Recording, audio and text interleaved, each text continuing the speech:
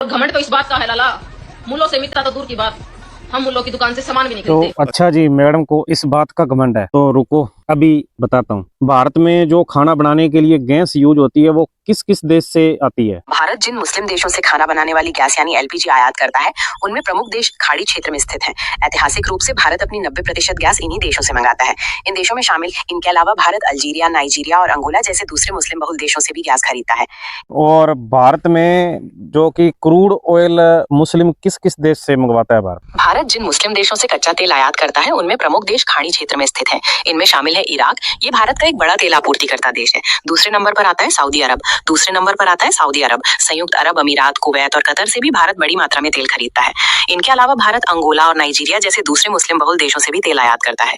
क्या आप किसी विशेष देश के तेल आयात के आंकड़े जानना चाहते हैं? और भारत ड्राई फ्रूट किन देशों से मंगवाता है? भारत अपनी जरूरत के हिसाब से कई देशों से ड्राई फ्रूट्स मंगाता है। प्रमुख देशों में अफगानिस्तान, तुर्की, अमेरिका, ईरान और ऑस्ट्रेलिया शामिल हैं।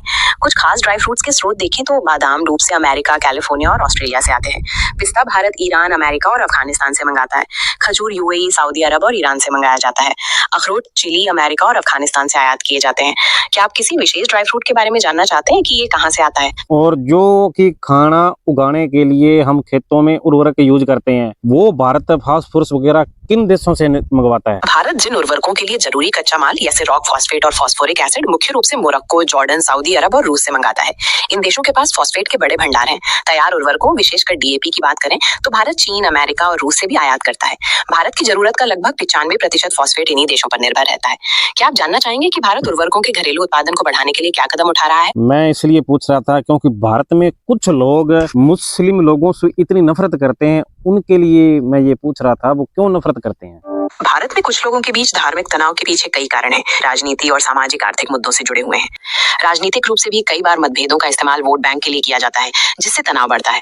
सामाजिक आर्थिक मुद्दे जैसे बेरोजगारी और संसाधनों की कमी भी कभी कभी धार्मिक तनाव का रूप ले लेते हैं। कुछ मामलों में एक धर्म विशेष के चरमपंथी गुटों और दूसरी तरफ अल्पसंख्यक समुदायों के कट्टरपंथी बयानबाजी से भी हालात बिगड़ते हैं।